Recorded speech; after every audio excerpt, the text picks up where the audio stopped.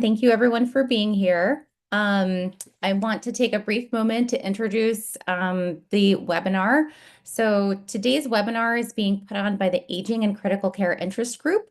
Our home is under the Critical Care Assembly, but we do have subgroups across the ATS, including critical care, pulmonary, palliative care, and lung aging biology.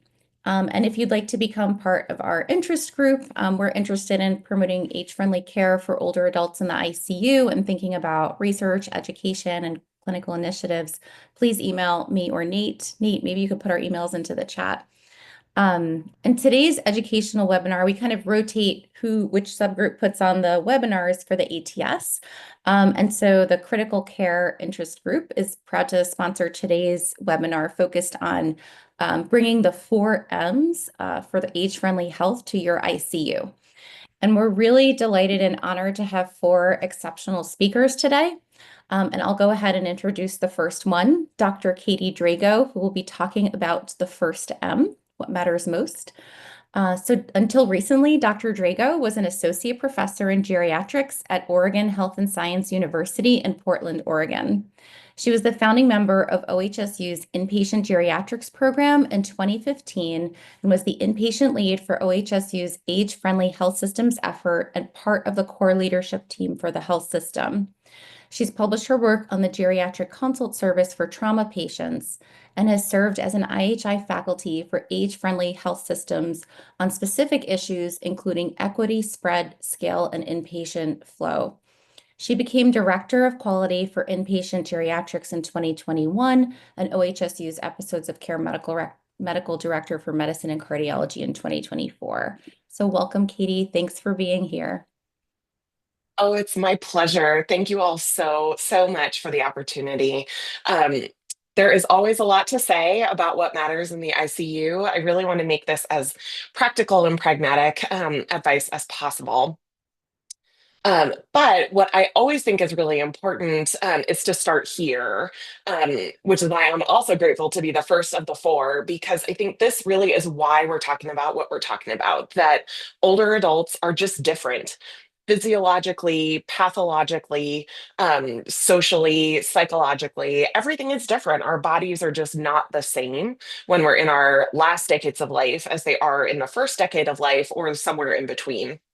And so I know all of you as intensivists, as critical care nurses, as other critical care staff, you see this. But the way our pace goes, we may not always have the ability to really sort of consciously step back and take notice of the fact that these bodies are just different. As a result of the fact that older adults are just different, they have some slightly different needs when they are in our acute care environments and really throughout the healthcare system. And I'm honored to talk about the first M, which is what matters, or sometimes you'll hear this as what matters most. You may hear this as goal concordant care. You may hear this in some other terms. Just know that really all of those are speaking to the same idea, which is broken out here in 3 big buckets. The first is that what we're really talking about is health goals. And goals can kind of accordion. So it could be goal for the next day or 2 in the ICU, or it could be, and we really encourage even thinking beyond what are our goals for the next 6 months? What's our goal for the next year or 2, or however much time we think is left in the person's story. And this includes desired outcomes that certainly focus on health, but are not limited to health. So, what goals do people have in their life? What do they want to see? I'm fond of this phrase. What are the quality of life non-negotiables? That if I do or don't have that, those are sort of hinge points for me of making the X decision or Y decision.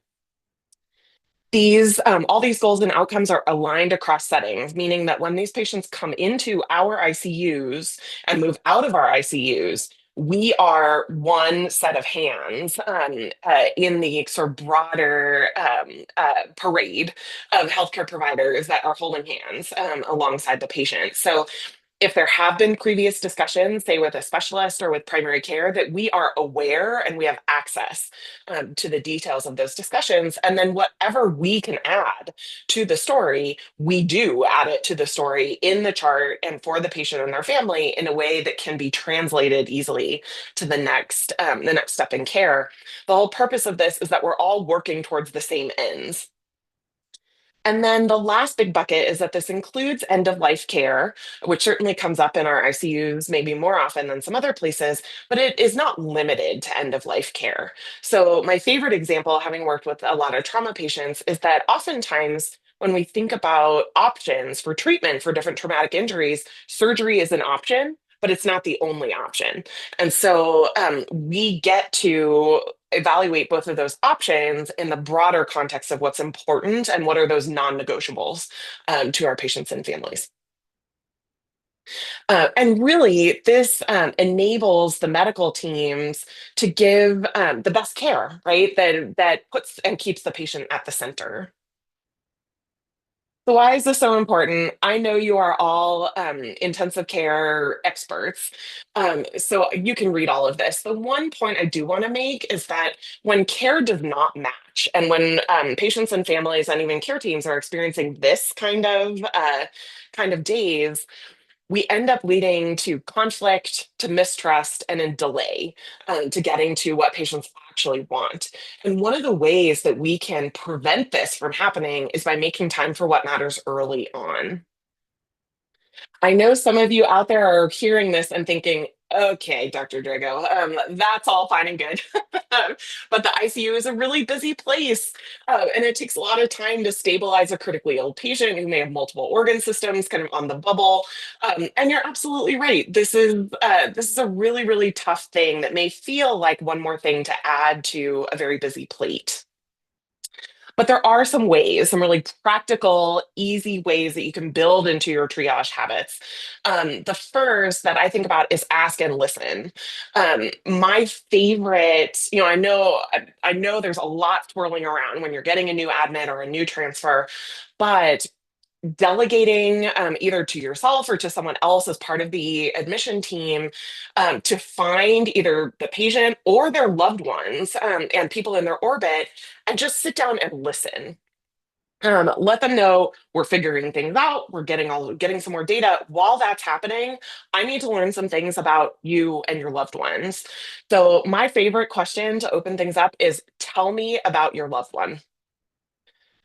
This in you have to commit to offering at least a minute or two of just listening to whatever the person thinks is the most important thing to tell you about themselves or their loved one. But oftentimes, this is my favorite trick because I get a lot of questions answered just by listening for those couple of minutes.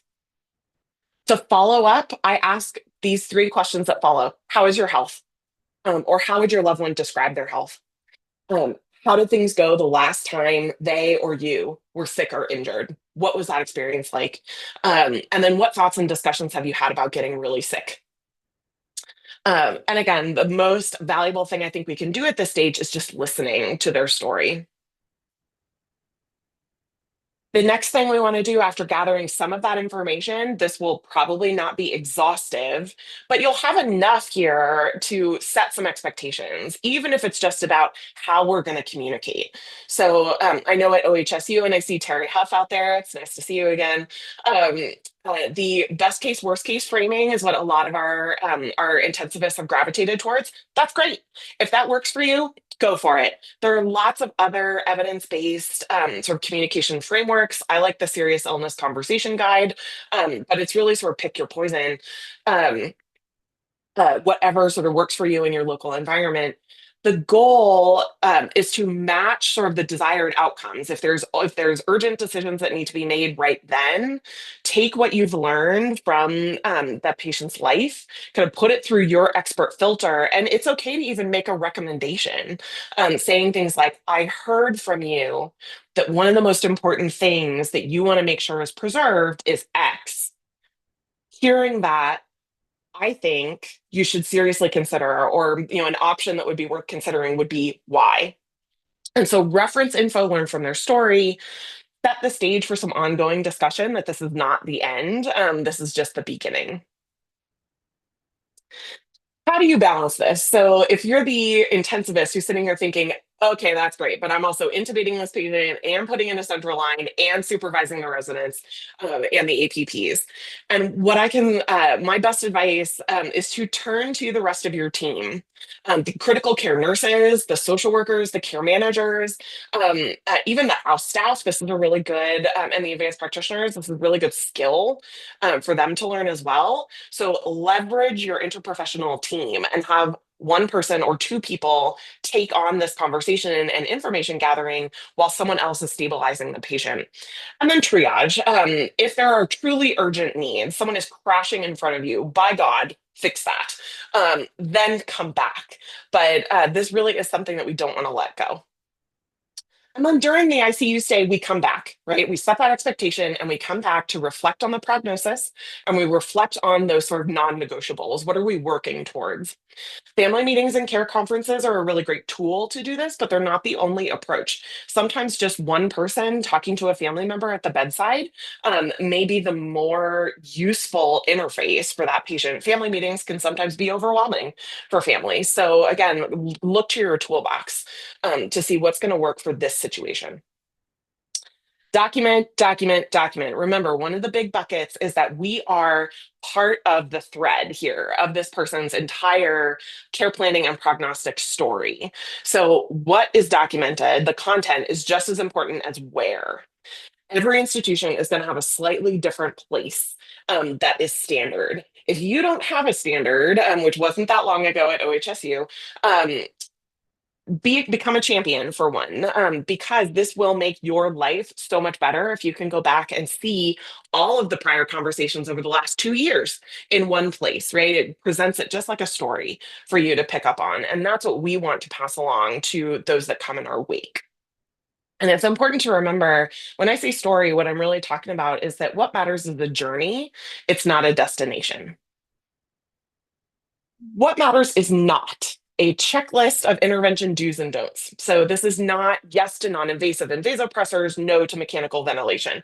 That is part of this umbrella, but it's not the whole umbrella. So I know we all can tend to get a little bit of tunnel vision and drill down to these very concrete things. I challenge all of you to expand your view and maybe start here or end here, but make sure that you're taking in the whole landscape as well. And then this is not solely limited to end of life care or forms. So this is not just a pulsed or most or most or post. This is not an advanced directive or limited to an advanced directive. This is the whole landscape. What matters is a North Star.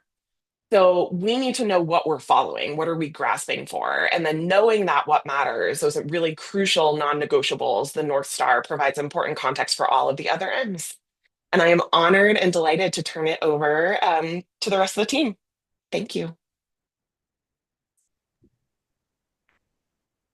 Great. Thank you, Katie. Go ahead, Nate. Yeah, no, we have time for a few questions here. If anyone has, you put them in the chat or chime in. I'll watch the chat too if other questions come up. So. Yeah, I was going to say we probably have time for one question because it's already, if anyone has one. I actually had one, Katie. One thing that occurred to me, I love your North Star slide so much. I'm going to actually ask to borrow that. I think that's so important. One question I had was, there's a CMS mandate now to at least document where hospitals and health systems are being asked to attest to the fact that they are incorporating the 4Ms into the care of older adults. And this isn't just a you. And it occurred to me that the other M's might be easier to extract from the EMR. I wonder if you could make some recommendations, perhaps, how, like in terms of the documenting, I always worry also in terms of caring for older adults and just caring for patients that sometimes these conversations are like buried in progress notes. So I don't know if you might have a bit of advice on how to document both for the teams caring for the patients and then maybe also this, for the 4Ms initiative. Absolutely. So you're absolutely right, Lauren. As of this year, we actually are all required to attest to CMS that we have systems and processes that are standard and institution wide for understanding and documenting and communicating patient goals and desires for their care for the entirety of their hospital stay. So all of us are subject to this.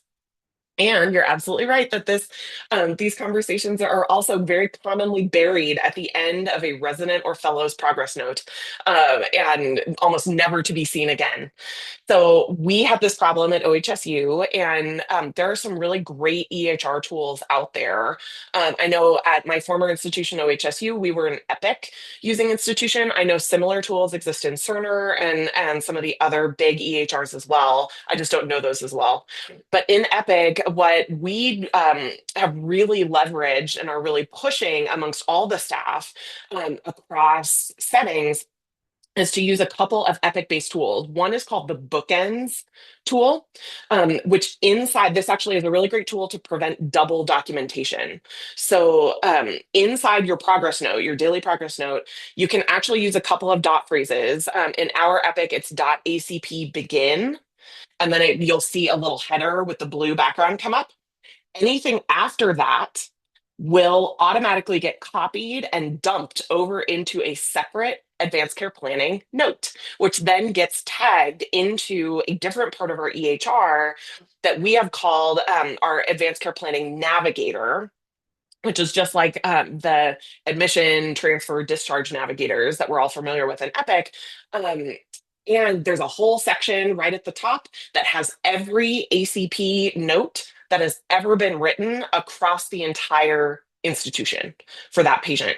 So our primary care teams know to use this bookend function as well. So when they're having like their Medicare annual wellness visit discussion about prognosis and values and wishes, they use the bookends as well. So it makes it really easy. So one spot now that we have all agreed on, that is the place that we go for the one source of truth when it comes to prior discussions that have been had. And all of us commit that when we have future discussions, we use that bookend functionality. And then of course you can go in and you can create a note de novo in that section as well. And so .acp begin, .acp end is the other bookend, and everything in between gets automatically dumped, copied and dumped over into the ACP navigator. It's my favorite trick. That is great to know. I just wrote that down and see if we have it. Thank you so much. Yeah, of course. Yeah, that's kind of neat. I can't wait to try that next week. All right. Well, we're gonna introduce our second speaker here, who is Joanna Stollings, who comes to us from Vanderbilt. She graduated with honors from West Virginia University College of Pharmacy. She's done outstanding work looking at optimizing sedation, analgesia, delirium in the ICU. She's worked both at Mayo Clinic and for I think the past decade or so at Vanderbilt. And she's going to talk about the second M, medications. And her talk is aligning medications with what matters most, mentation and mobility. Thank you, Nate, for that introduction. I'm excited to give this talk today. All right, so our objectives today are going to be to report strategies to identify potentially inappropriate medications or PIMS in patients admitted to the ICU, to review techniques for minimizing inappropriate meds to optimize both cognitive impairment and any kind of physical immobility.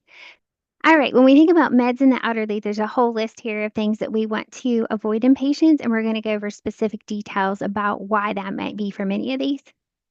Okay, so deprescribing, I'm sure many of you all are familiar with. And with regards to that, the biggest thing is figuring out like if meds have an indication. So really weighing risk versus benefits, so indication versus level of harm. And obviously you can't DC all these meds at once. So really making a stepwise approach to DCing the highest risk meds before you would DC other meds that could be problematic.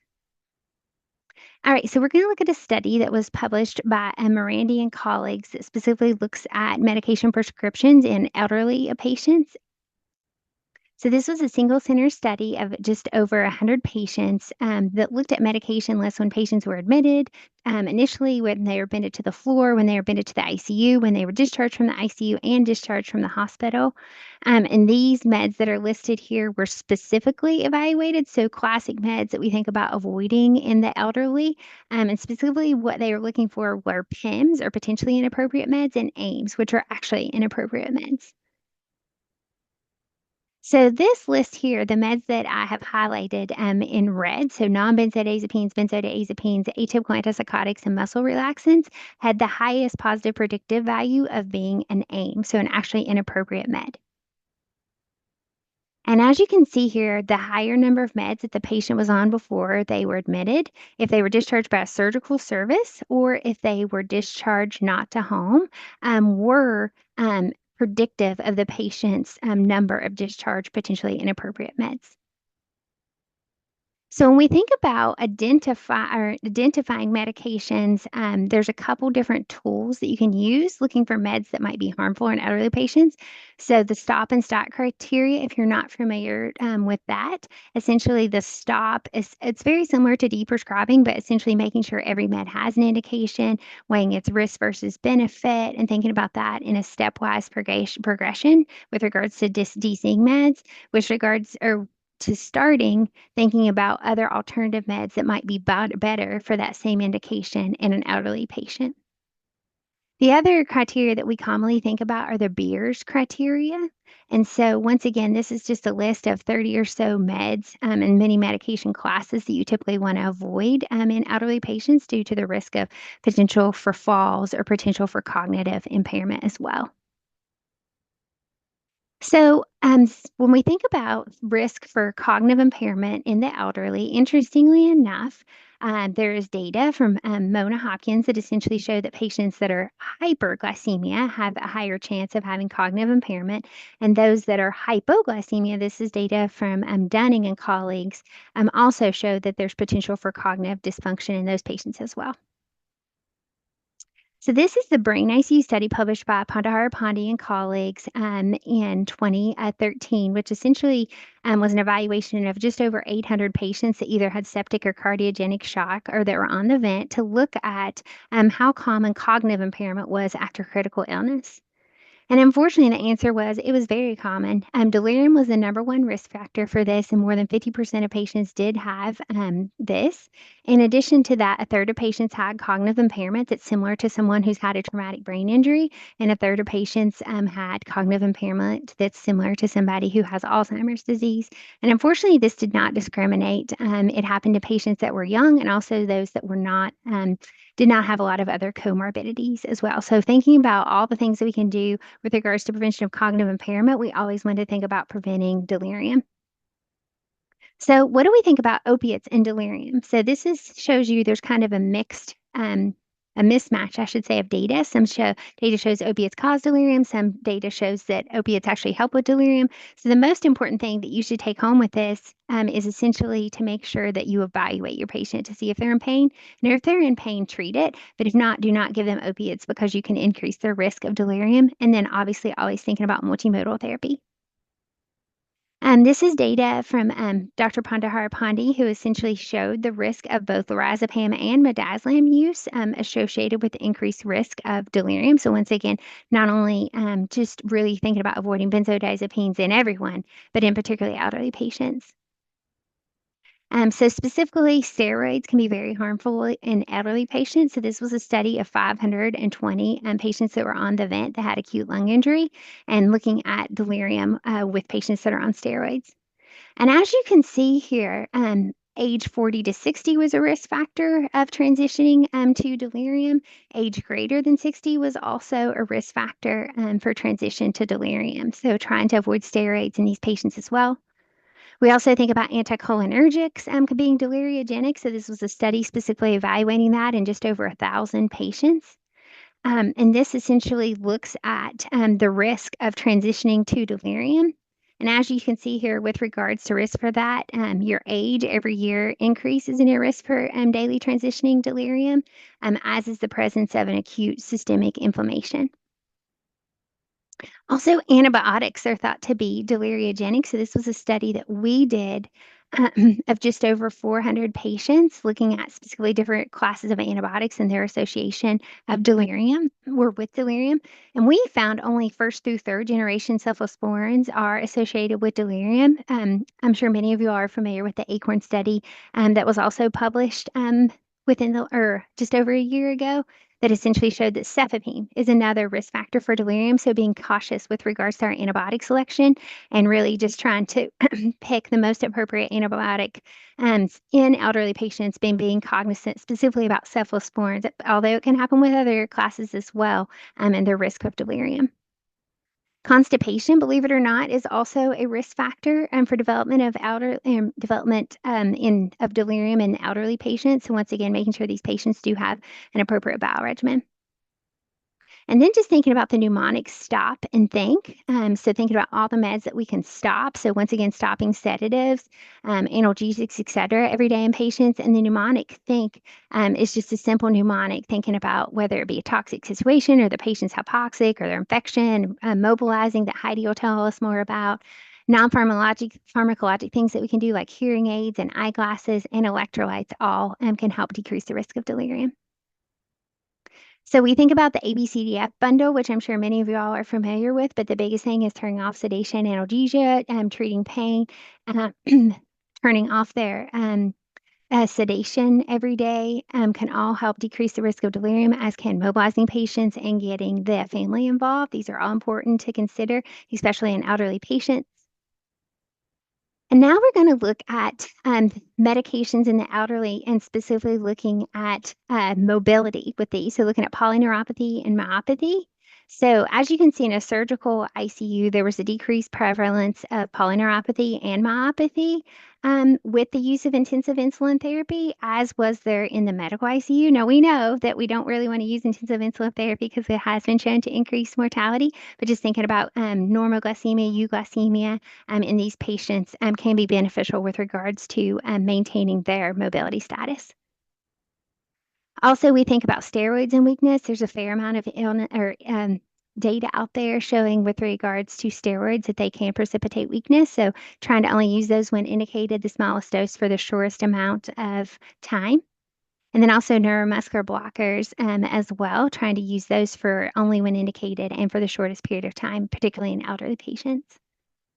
So in conclusion, medications must carefully be evaluated prior to use in all patients, but in particular elderly patients. Think about the stop and start criteria or Beers criteria for lists with regards to meds to avoid or to consider. We want to avoid PIMS and AIMS, and then also to avoid deliriogenic meds or those that can compromise mobility. That concludes my presentation. I'm sorry again for my technical difficulties. Oh, great. Thank you so much for sharing. In the interest of time, I think we'll move to the next speaker. But Joanna, if you wouldn't mind putting your email in the chat, that way anybody can contact you with any questions or anything they have. Thank you so much. Sure. Great. Thank you so much, Joanna. That was great talk. I took many notes.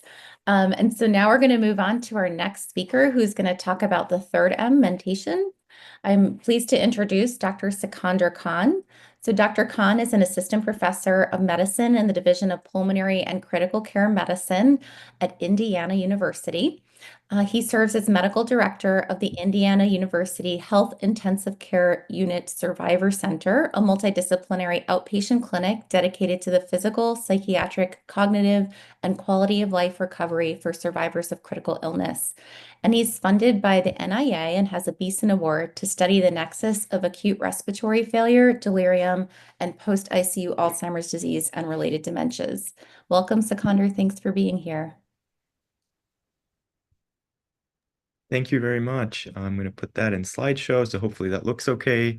Thank you again for the opportunity to talk about this, and I welcome any questions and discussion at the end here.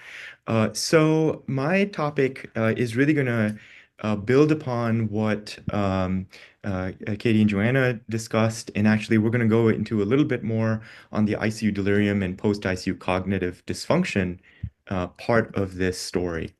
So I have no financial conflicts of interest for this talk.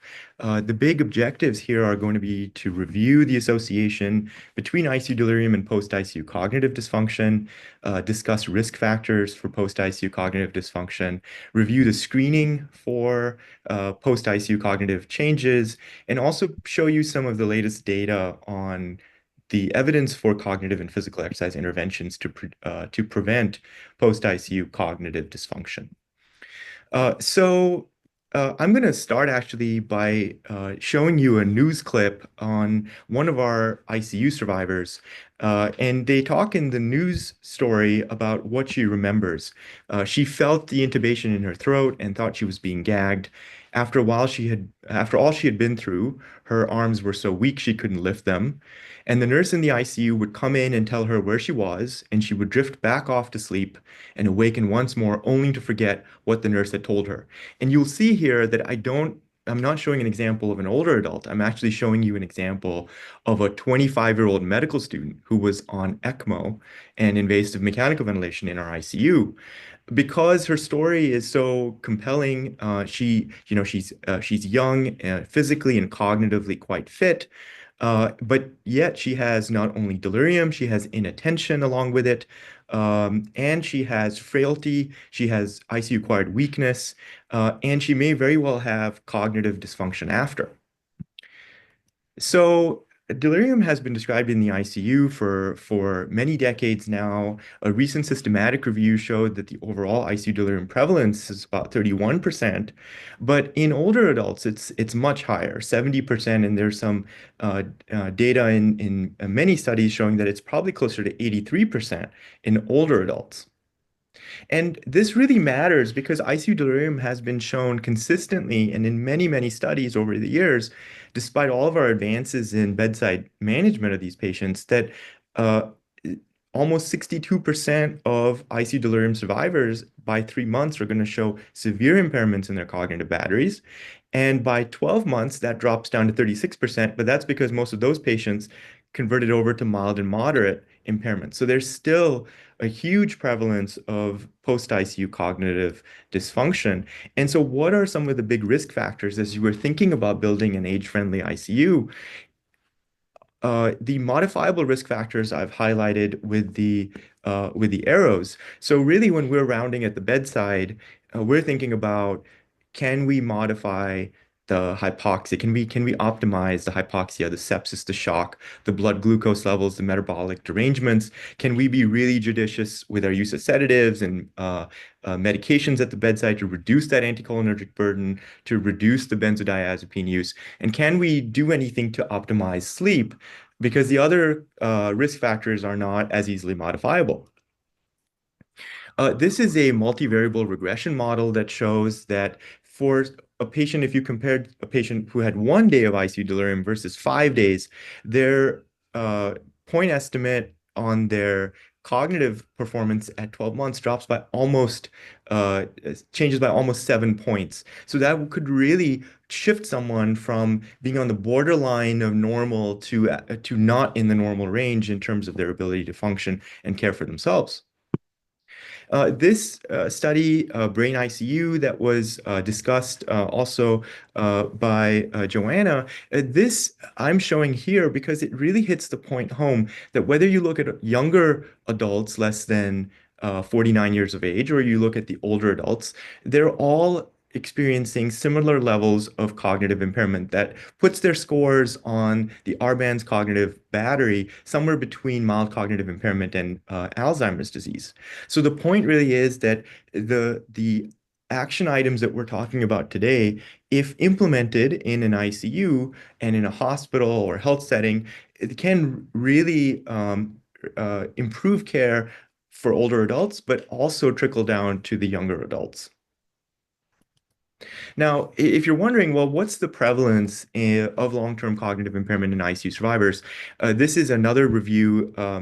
Sorry, the reference is over the red part of the banner, but this review published in the Blue Journal in 2020 showed that if you compare the ARDS studies, with mixed population studies, the rates, the prevalence is still quite high, all the way out to past 2 years, with some studies reporting in their cohorts rates as high as 70 to 80%, even at 1 year. So there's a lot of cognitive impairment burden out there. So if you're thinking about, well, if I am talking to a patient or a family member, what should I counsel on? What are the domains that are going to show as abnormal? Well, the ones that are affected mostly are those frontal lobe areas, processing speed, memory, and executive function. So these are going to show up as symptoms of word finding difficulty, a lack of recall, apathy, or anger. They're going to be having difficulty following through on the directions you give them or on managing their care themselves. And so here's the same information, but in a table. So again, remember, personality change, memory complaints, executive dysfunction, and as well as functional deficits. Though I will say most of the symptoms tend to be in personality, memory, and executive dysfunction, and it's really much further along that they start having difficulty taking care of their activities of daily living. So one other area that we looked at, this is data from our lab, was to explore what's the relationship between ICU delirium, cardiovascular risk factors, and post-ICU cognitive impairment. So in this cohort study of about 3,100 patients with a dementia at 5 years post-ICU, obtained from the clinical record, what we found in our competing risk model is that the comorbidities of hyperlipidemia, CAD, hypertension, heart failure, etc., those did raise the risk of or hazard of post-ICU cognitive dysfunction. But when we added ICU delirium, it also was a significant hazard for post-ICU cognitive impairment. And so the take-home message from this slide is that if you are seeing these patients after critical illness, the cardiovascular risk factors are also contributing to their development of cognitive impairment, and therefore a more holistic approach to both medications as well as non-pharmacological interventions to optimize their comorbidities is still valuable. So one question you may think of now is, well, so this is great data to know about, but how do I actually detect cognitive dysfunction? And there are many different tools out there. I've shown you some data from R-bands as well as mini mental status, but the recent FCCM International Consensus Conference reached the suggestion that if you risk stratify patients using the risk factors that we discussed a few slides ago, the consensus landed more towards using the MoCA because it can be delivered quickly, doesn't need extensive training such as the R-bands, and it can also be delivered over the telephone if you're not in front of someone in person. But based on all the other data that I showed you, I think it's also important to keep coexisting symptoms in mind because severe depression, if undetected or undertreated, could also confound cognition, as well as the frailty, the physical function impairments, and the sleep issues that these ICU survivors often live with. So what are interventions that we could implement or consider, and what's the evidence for them? Some institutions have critical illness survival centers where multidisciplinary care models are being applied. There is certainly a lot of evidence for the A to F bundle, and there have also been some very innovative interventions that have been tested in feasibility trials by Nathan Brummel, Jim Jackson, and others that you can read about. But starting with the multidisciplinary approach in the ICU, in an age-friendly ICU, really would be going back to basics of implementing the A to F bundle and involving family members and mobilizing these patients is very important. And the reason is because the A to F bundle is associated with lower coma and delirium rates. And then because delirium is a big risk factor for cognitive impairment, we should see a downstream benefit. This is a recently published randomized trial at a single center from the University of Chicago, and this was published in Lancet, that actually looked at the effect of early ICU mobilization on cognitive impairment as the primary outcome with a PTOT session duration of about 25 to 30 minutes. And the time from intubation to the first rehab was about 1 day in to the ICU stay. And you can see an almost 20% difference between cognitive impairments rates using the MoCA at 1 year, and almost a 3-point increase in the MoCA score in the intervention arm. So this looks very promising, though, of course, it is a single center study. Now, at our Indiana University Critical Recovery Centers, we have been, wrestling with this question about physical and cognitive interventions, especially in a rural state like Indiana, where folks are not near in-person cognitive rehab. So we recently conducted a randomized controlled trial, the IMPROVE trial. Publication is pending, but I'll show you a few results here very quickly. So this was a 12-week combined cognitive training and physical training intervention delivered at the homes of ICU delirium survivors. These were older ICU delirium survivors versus controls. And we used computers, video, and trainers from our office to actually deliver the intervention at home. The cognitive intervention was using a BrainHQ web-based adaptive module. And the primary aim was cognitive performance on the R-bands. And so you'll see that it was a 4-arm trial with physical exercise and cognitive training versus physical exercise, cognitive control versus stretching control and cognitive training versus stretching control and cognitive control. And so this is a snapshot of our patient doing an exercise, and this would have been at her home with our video based trainer from the office. So this is an example of the kind of exercises they might be doing. They were all seated, and they were doing problem-solving training using BrainHQ on their computers that we provided. But if you look at the comparison of outcomes in the different groups, in our randomized trial, you'll see that unfortunately there is no significant difference among the 4 arms, and there's no significant effect of the intervention. But one other thing that I'd like to point out to you is that over decades out after the brain ICU study, we are still seeing cognitive performance almost 1.5 standard deviations below the population norm in this day and age. So still a lot of work still has to be done to improve the cognitive and physical function outcomes of our ICU delirium survivors. So just to quickly wrap up, delirium is independently associated with new cognitive impairment. Rates of ICU delirium are as high as 70% in older adults. Screening for cognitive dysfunction within 4 to 6 weeks of discharge is suggested if you have risk factors.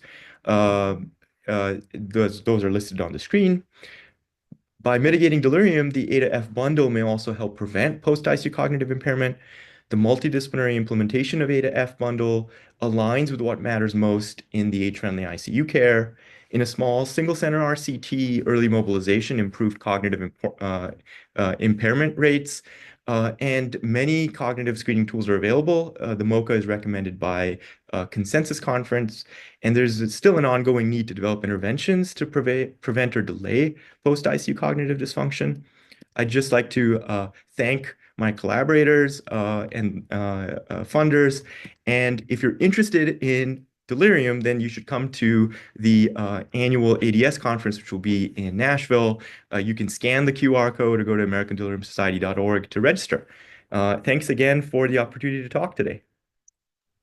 Thanks, Sikandar. That was a great talk. And thank you for those who are putting comments into the chat. So in the interest of time, we can continue to the discussion in the chat. If you have questions for Dr. Khan, please put them into the chat. Maybe the speakers could also share their emails in case folks have questions for after the webinar. So I'll turn it over to Nate to introduce our last speaker, Dr. Engel. Awesome. Thanks, Lauren. So Heidi Engel is a physical therapist with over 3 decades of experience in ICU rehab. She's really one of the advocates for this. I mean, very, very vocal and absolutely correct to be that way. She earned her DPT at Boston University and has over 75 publications since then, or over 75 presentations, sorry, and then a number of peer-reviewed publications. She's clearly a leader in ICU rehab. She's been recognized both locally at UCSF and nationally with the APTA. And her work includes developing some guidelines now. I think that'll be helpful when they come out for the APTA-based guidelines for early mobility, ICU physical rehab. And she's also helping shape long-term stuff through the ICU liberation outcome and our ICU liberation campaign. And she's going to talk today on the fourth M, which is mobility. And as you can see, her talk is entitled Ensuring Older Adults Move Safely Every Day to Maintain Function and Do What Matters Most. Thank you, Nate. Thank you for the lovely introduction. And it's such a pleasure to be here with this wonderful panel. I think this is a so important presentation of my colleagues. So I don't have any conflicts of interest to declare, but I do want to give a shout out to a May 17th ICU rehab meeting that happens on the Saturday prior to American Thoracic Society meeting that's in San Francisco this year. This meeting is hosted by Dale Needham, the leader and pioneer of ICU early mobility everywhere. He's from Johns Hopkins University, and if you'd like to attend this free Saturday afternoon ICU rehab meeting, please RSVP to him at icurehab@jhmi.edu. And now I will get on with my presentation.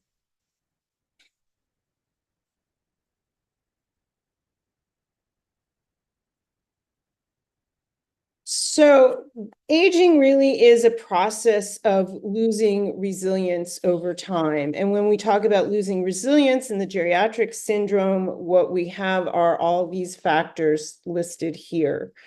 Because we all exist on a continuum of resilience to frailty over periods of time. So a robust, resilient individual who might come out of the ICU with less cognitive impairment and less weakness and less trauma would be someone who demonstrates independence in their instrumental activities of daily living, good hearing, good vision, versus people with lots of frailty, and we already understand what that involves. Because we all possess what could be thought of as a fitness bank account, and your fitness bank account occurs throughout your lifetime in terms of what you're depositing into it that involve the 4 pillars of health, which are exercise, nutrition, sleep, and a sense of purpose and social connection in the world. These are the 4 things that if we are depositing in those by participating in good sleep, good exercise, good nutrition, social engagement, over time, we build up a huge reserve of resilience that gives us better aerobic capacity, better neuromuscular and neuroendocrine regulation, less inflammatory responses, and much more robust muscle and bone integrity. And muscle is super important because as muscle is shed as a reaction to critical illness and a need for greater metabolism for your immune system to function, skeletal muscle is an endocrine tissue that does help enhance your immune response to critical illness and support your other organ systems when you are in the ICU. So the more of it you have, the more you can give back to the process of surviving the ICU, and therefore come out with more resilience and less frailty.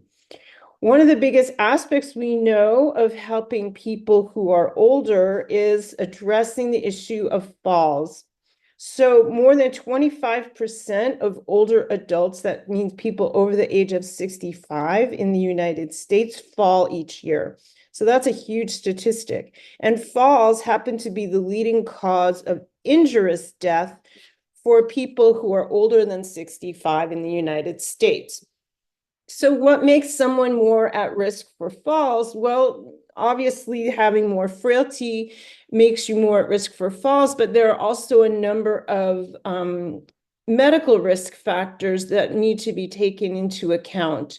So these are 2 great recent studies that looked at the compilation of all the factors that might make someone have a higher odds ratio of falling.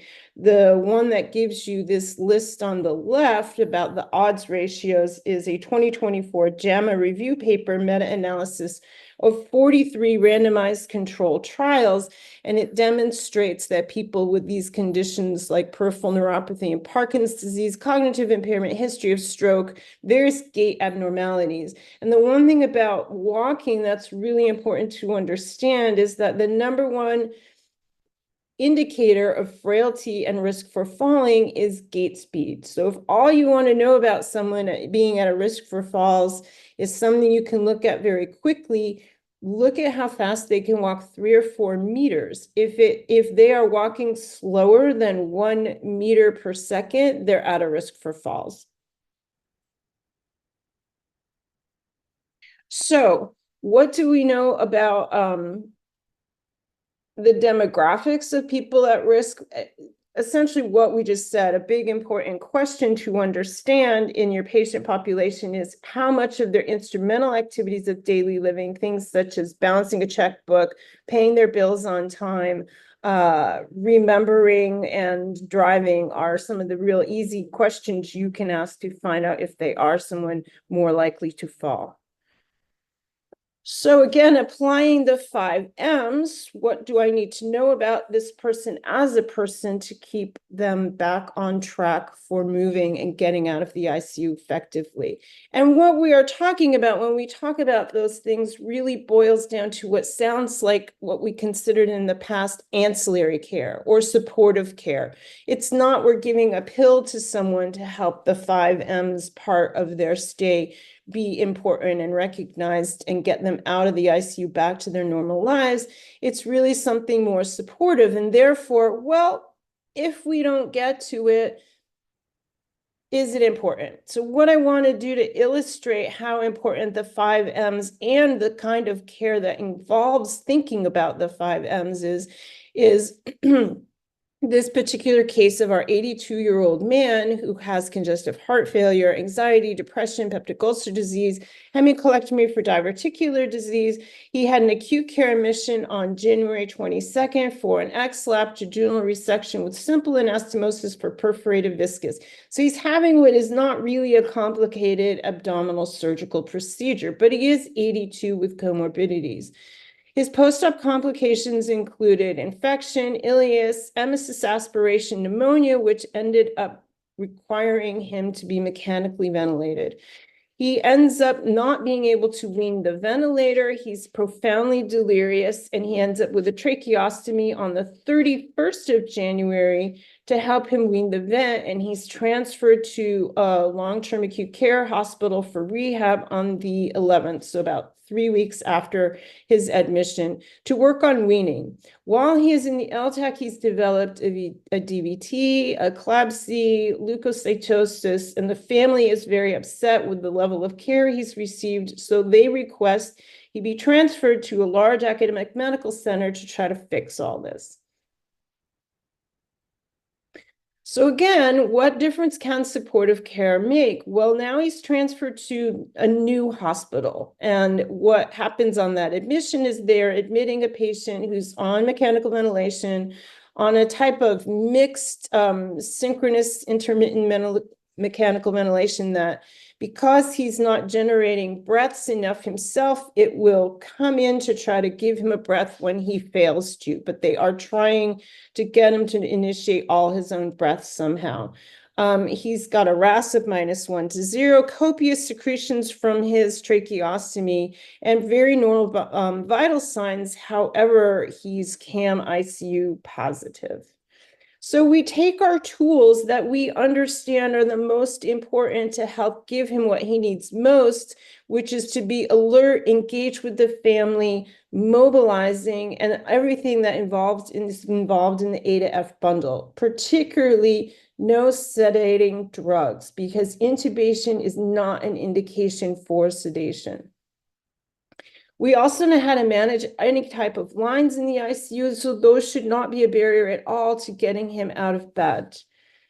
And our initial plan of care, again, it's supportive care, intensive PT and OT, encourage circadian rhythm, better nutritional support, a speech therapy consult to help him with breathing, Passimir valve wearing. He can have a Passimir valve inline on the ventilator. We wanted to downsize his, reposition and clean up his trach, and we did a lot of education to the family. And then we held the Klonopin and addressed his pain medications to try to really minimize those deliriogenic drugs and cognitive impairing drugs that Joanna spoke of. So day one, he has on his admission at the outside hospital, he goes from being essentially bedbound to having an initial PT and later on a separate initial occupational therapy evaluation. And one of the biggest things we had to address is not something any of your patients will talk to you about, but is very real, which is their fear of being out of bed because they are definitely afraid they are going to fall. During his 10-day hospital stay, he received 9 sessions of physical therapy. And after more than 3 weeks of bed rest at the outside institutions, his first session, all he was capable of is sitting on the edge of the bed and understanding through his vestibular system that upright is normal again, that vertical is a good position, that gravity is something we have to contend with. But after that, our main goal is to engage him in standing and walking and standing. These are the things that oxygenate the brain, that help prevent or treat delirium. These are the things that give him a cognitive task to work on, the motor planning skills he needs for walking. This is the thing he needs to do to survive and return to home. He goes out to acute rehab. He literally was out of the ICU in 2 or 3 days after just all this intensive supportive care he had not been receiving previously.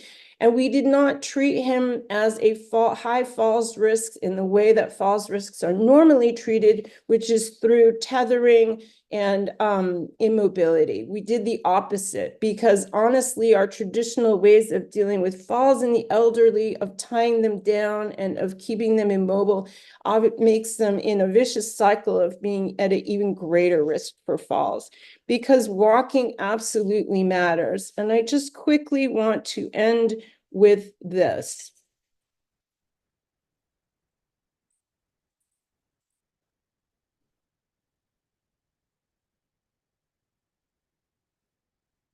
I'll come over.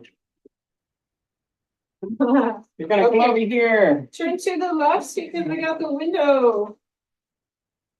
Yeah, let's go over here. I'm sorry.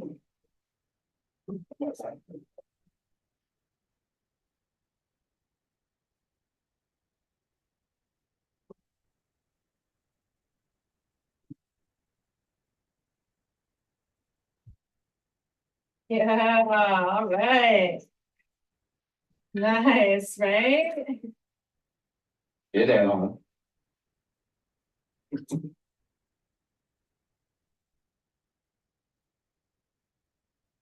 So this simple act of walking down the hall really is delirium prevention times 10. It's a quick and most effective way to give your patients an opportunity to restore their lives and attend to what matters to them when they leave your ICU.